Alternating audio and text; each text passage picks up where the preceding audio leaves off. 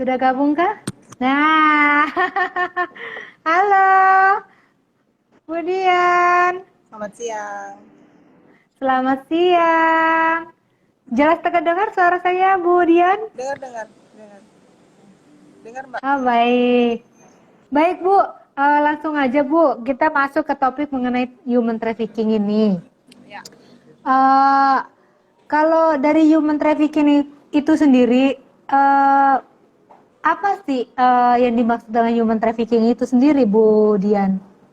Kalau human trafficking atau kita dengarnya itu biasanya lebih ke tindak pidana perdagangan orang, itu menurut Hmm. Undang-Undang Nomor 21 Tahun 2007 tentang pemberantasan tindak pidana perdagangan orang sesuai dengan pasal 1 ayat 1 itu bunyinya perdagangan orang adalah tindak perekrutan, pengangkutan, penampungan, pengiriman, pemindahan dan penerimaan seseorang dengan ancaman kekerasan, penggunaan kekerasan, penculikan, penyekapan, pemalsuan, penipuan, penyalahgunaan kekuasaan atau posisi rentan, penjeratan hutang atau memberi bayaran atau manfaat sehingga memperoleh persetujuan dari orang yang memegang kendali atas orang lain tersebut, baik yang dilakukan di dalam negara maupun antar negara untuk tujuan eksploitasi atau mengakibatkan orang tereksploitasi.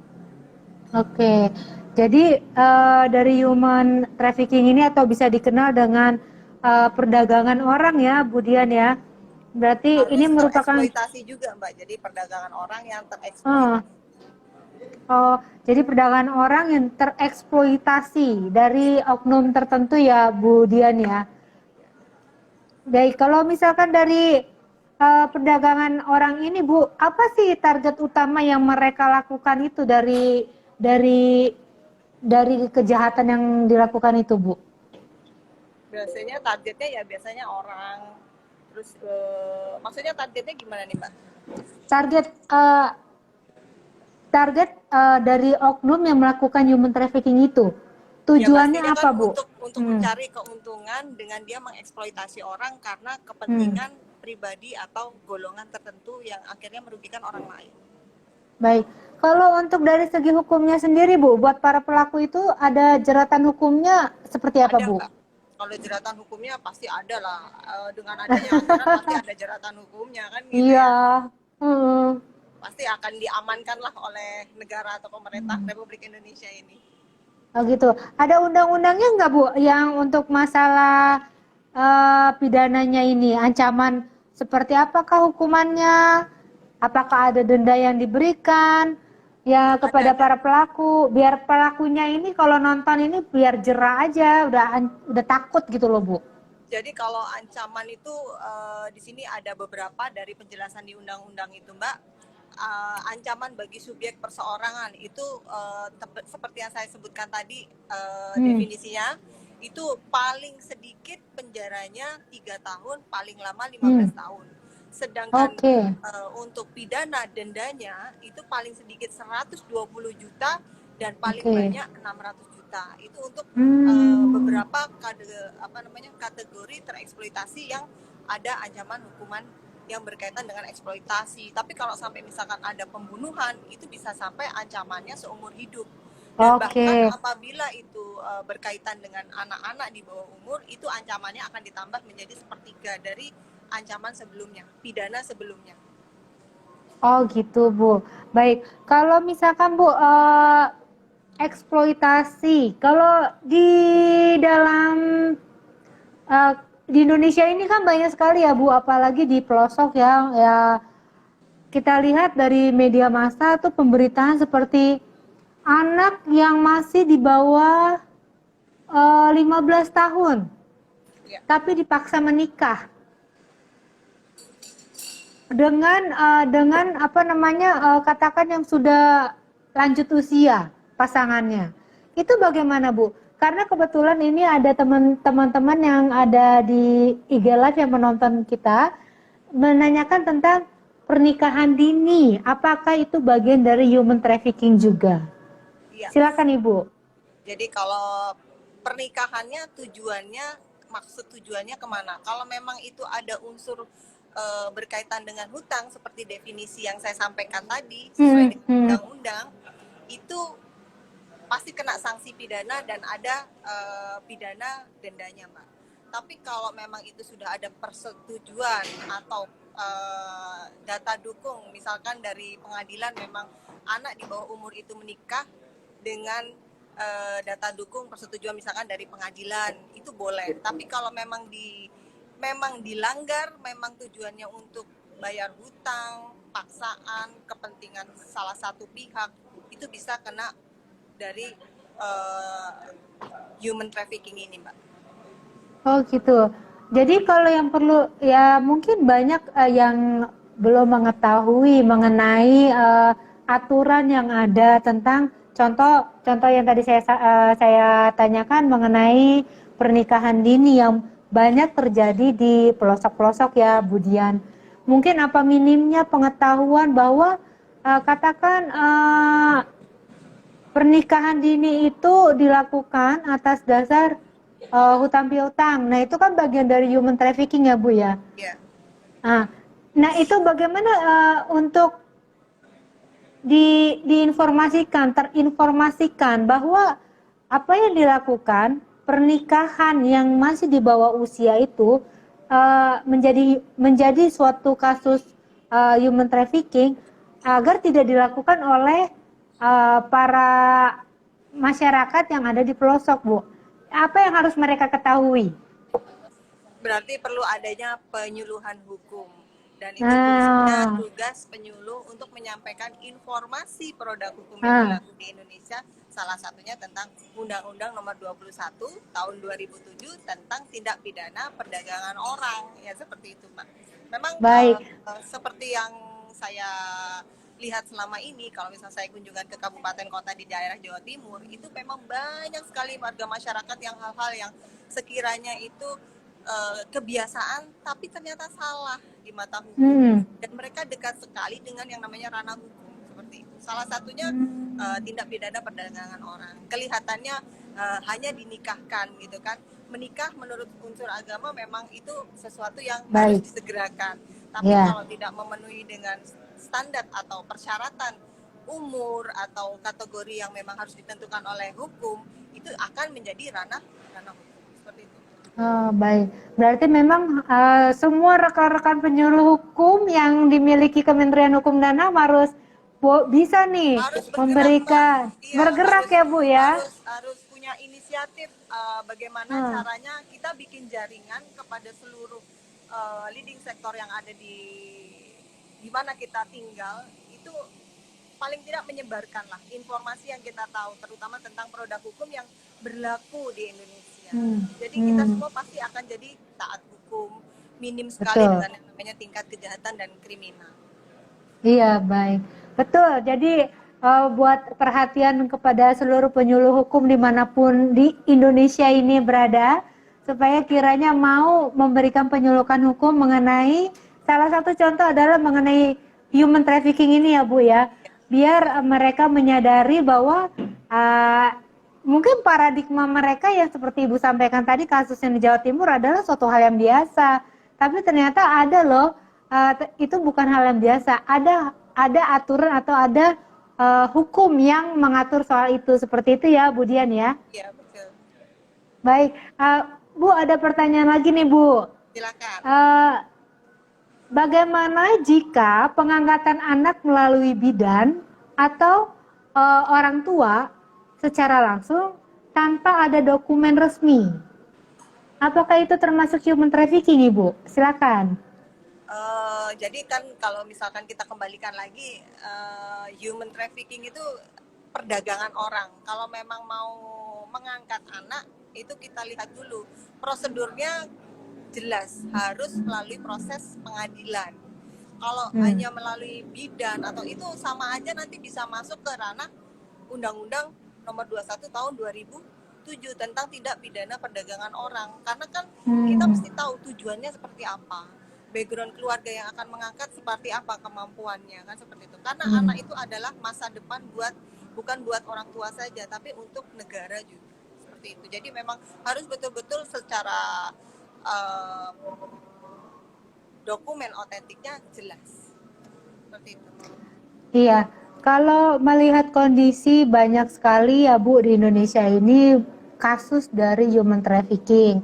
Kalau saya baca-baca tadi yang ada di berita itu terakhir di bulan Oktober itu yang terekspos media ya, itu mengenai anak-anak berusia 15 tahun tapi menjadi tereksploitasi untuk menjadi saya katakan mohon maaf pelacur.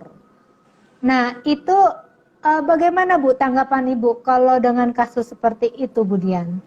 Ya, itu sudah benar-benar masuk kategori perdagangan orang ya Mbak, apalagi mengeksplos berkaitan dengan seksual itu sanksi pidananya jelas ada, dari mulai sanksi pidana 3 tahun sampai pidana yang 15 tahun tadi yang saya sebutkan, dan ada dendanya juga dari 120 juta sampai 600 juta. Bahkan kalau memang sampai dalam pelaksanaan prostitusi seksualnya itu sampai menghilangkan nyawa atau yang dijadikan prostitusi itu anak di bawah umur, itu jelas sekali hukumannya. Anak di bawah umur bisa ditambah dari dasar tindak pidananya ditambah sepertiga. Kalau sampai meninggal itu bisa sampai seumur hidup, bahkan bisa sampai hukuman mati. Kan jelas. Nah, itu yang perlu disampaikan kepada masyarakat. Apalagi yang berkaitan dengan anak-anak yang saya sebutkan tadi, anak-anak itu bukan hanya milik person orang tua saja, tapi juga sebagai masa depan negara ini. Betul. Jadi memang kita harus betul-betul melindungi anak-anak, Anak. perempuan seperti itu. Tidak kalau dari kita sendiri tidak memberikan informasi kepada perempuan dan anak bagaimana pentingnya menjaga diri kita sendiri, menjaga harga diri kita sendiri, martabat diri kita sendiri, peluang untuk diekspos itu besar. Lebih Karena besar, betul. mungkin masyarakat di sisi yang dia mungkin terbiasa dengan dunia seperti itu menjadi peluang yang mudah untuk diajak menjadi anak-anak yang lebih diekspos pada ke penyenang pihak yang membutuhkan. Itu mungkin karena lingkungannya ya Bu ya, lingkungan yang mereka tumbuh akhirnya membangun paradigma diri mereka sendiri.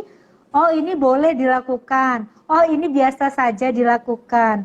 Akhirnya yang seperti karena kebiasaan pergaulan itu juga berpengaruh. Makanya kan fungsinya penyuluh hukum itu begitu Bu, harus memberikan informasi mana yang boleh dilakukan, mana yang ada batasannya, mana yang memang itu jelas tidak boleh dilanggar. Karena kita punya banyak undang-undang yang berkaitan dengan kehidupan sehari-hari seperti itu. Betul, baik.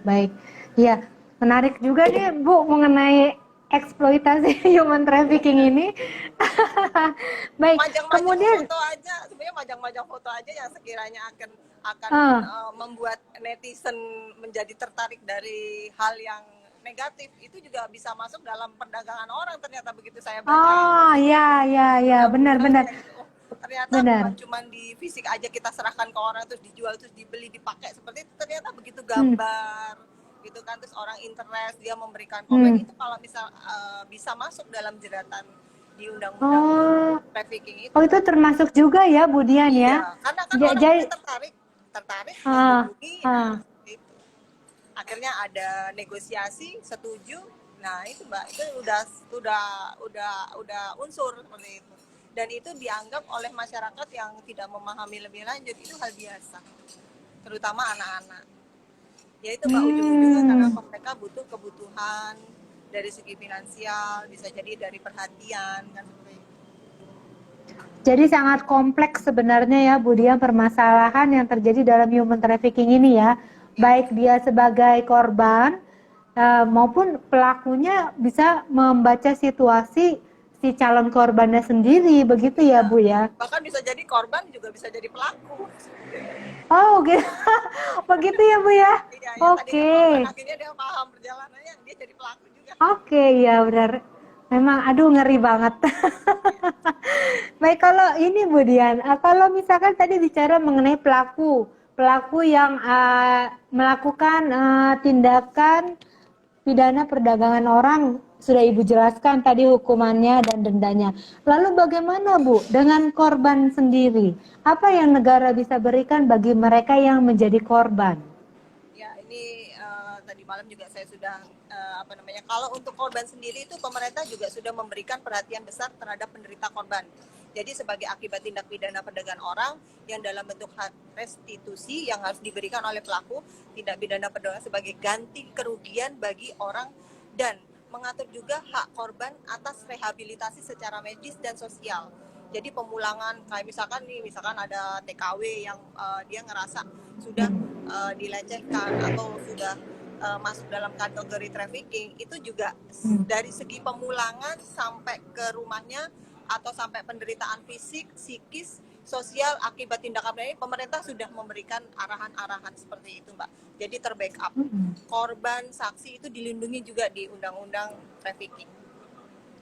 Oke, jadi untuk sebagai korban pun negara sudah memberikan jaminan perlindungannya ya Bu ya. Ya seperti Bu Dian tadi sampaikan.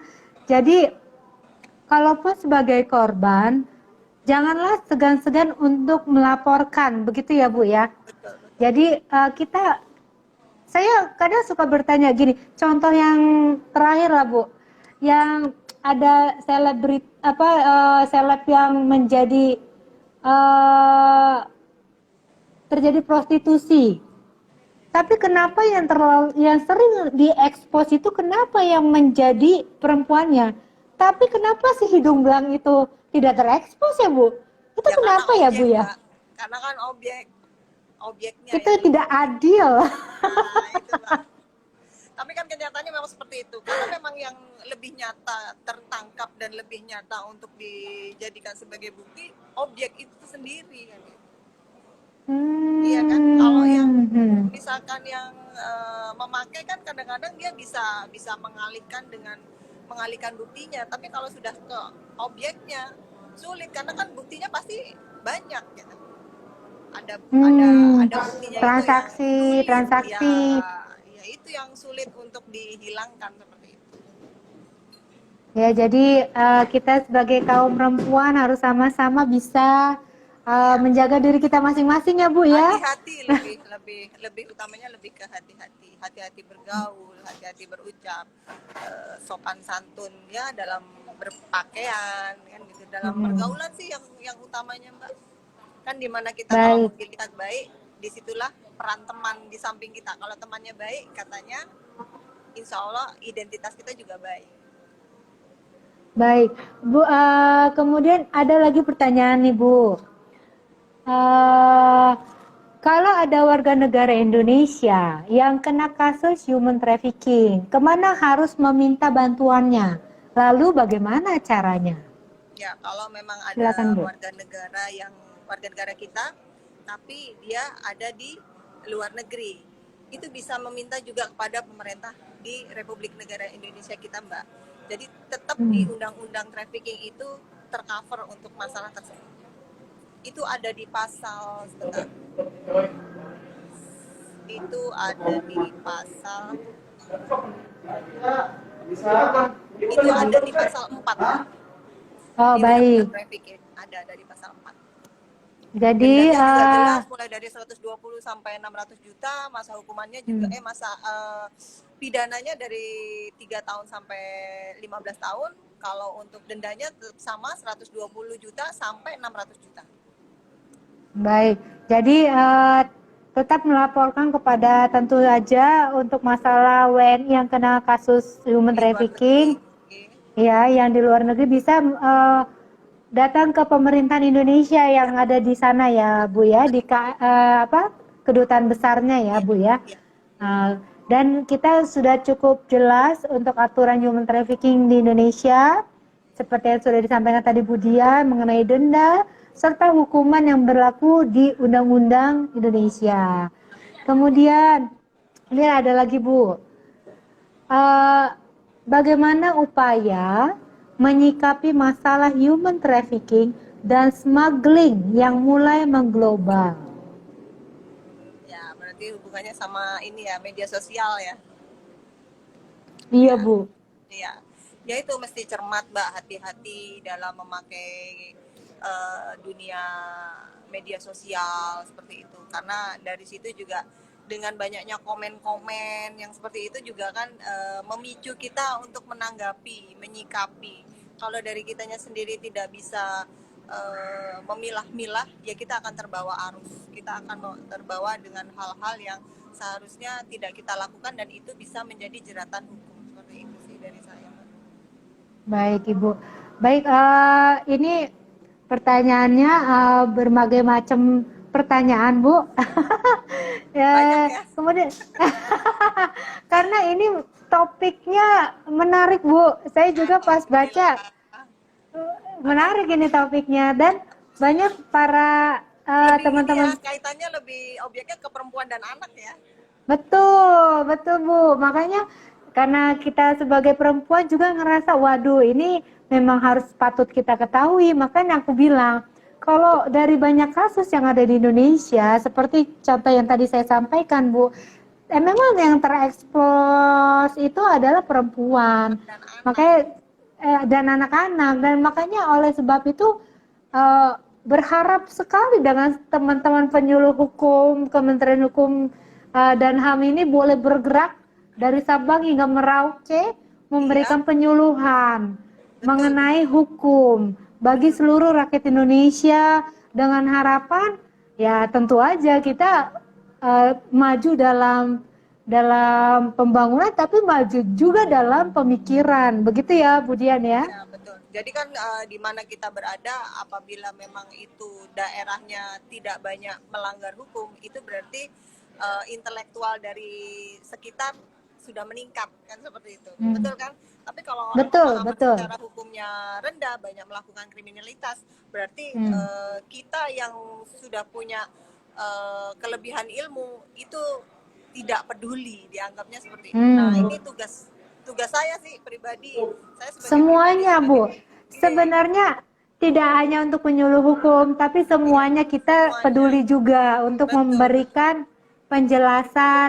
Ya Iya, katakanlah kita ini yang bekerja boleh mengerti, tapi kan tidak seluruh rakyat Indonesia itu katakan menerima pendidikan yang sama, eh, sudah bekerja. Jadi ya kita yang harus memberikan diri, memberikan peduli yang paling penting. informasi.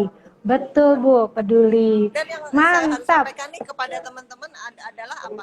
Tidak harus melihat dari segi eh, seberapa tinggi pendidikannya, tapi yang paling penting Pak, dimanapun kita berada, membaca itu adalah referensi yang paling harus kita pegang teguh gitu loh. Karena membaca itu sudah referensi yang paling baiklah daripada kita dapat masukan yang mungkin banyak pendapat. Tapi kalau dengan kita membaca, kita sudah banyak dapat ilmu, dapat pengetahuan dari situ.